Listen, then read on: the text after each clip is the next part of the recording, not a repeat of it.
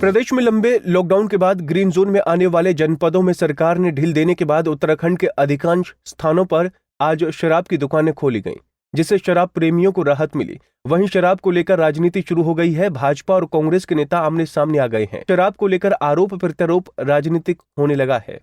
तो उसमें सरकार भी चलानी है, अर्थव्यवस्था भी देखनी है, जिंदगी को बचाते बचाते अपने दैनिक काम चले, सरकारी भी चलें, इसके नाते कुछ कदम उठाने पड़ते हैं और यह समीक्षा का विषय है। सरकार सोच विचार के निर्णय ले रही है।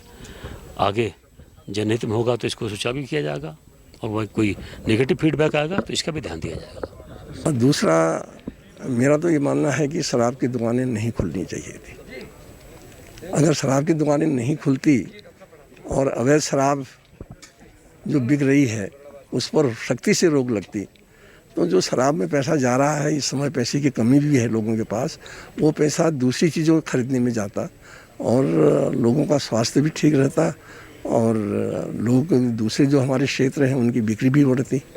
तो सरकार ने सबसे पहले शराब के खुलने की घोषणा करी है और आज मैं देख रहा था जितनी शराब की दुकानें हैं उनमें लंबी लंबी लाइनें लगी हैं। तो ये मतलब हमारे जैसे समाज के लिए अच्छी बात नहीं है। वहीं बागेश्वर शहर में एकमात्र अंग्रेजी शराब की दुकान खुलने के बाद भारी भीड़ उमड़ पड़ी, जिसके बाद बेकाबू भीड़ दुकानों के अंदर जा घुसी। इस दौरान सोशल डिस्टेंसिंग की धज्जियां उड़ गईं। बेकाबू भीड़ को नियंत्रण करने के लिए पुलिस को लाठीचार्ज का प्रयोग करना पड़ा, लेकिन इसके बाद भी लोग सोशल डिस्टेंसिंग का पालन करने को तैयार नहीं हुए, जिस पर पुलिस ने लोगों का चालान करना शुरू किया। तब जाकर भीड़ नियंत्रित हुई। पुलिस किस तरह से हैंडल कर रही है सर इसको? ये पहले से ही पुलिस को बताया गया है और ये चूँकि काफ़ी दिनों के बाद ये रियायत मिली है, क्योंकि green zone Bageshwar green zone में आता है, इससे सरकार ने कुछ ऑर्डर दिए हैं। उसी छूट में ये जो मद्य की दुकानें हैं, शराब की दुकानें हैं, उनको भी टाइमिंग फिक्स की गई है, वो भी एक निश्चित टाइम में खुलेंगी।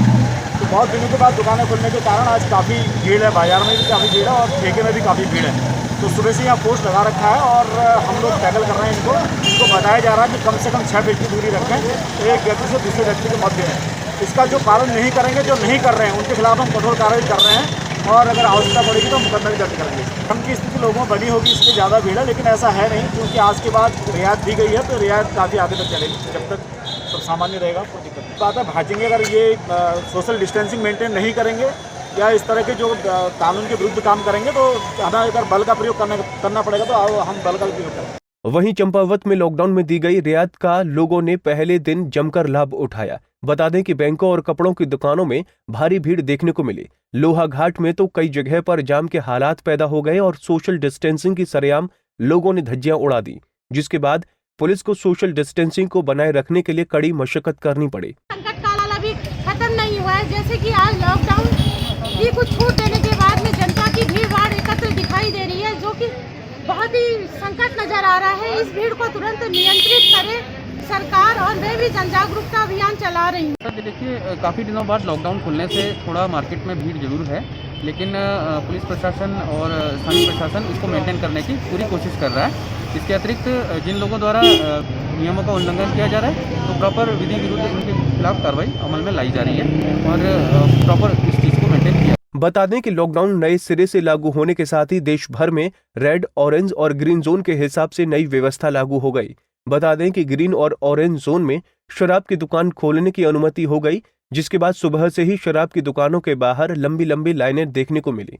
प्रदेश के मार्केट के पास शराब की दुकानें खुलते ही सैकड़ों खरीदार की भीड़ उमड़ पड़ी। लोग फिजिकल डिस्टेंसिंग का भी ख्याल नहीं रख रहे हैं। अल्मोड़ा से निर्मल उप्रेती, बागेश्वर से जगदीश उपाध्याय और चंपावत से हरीश पांडे की रिपोर्ट।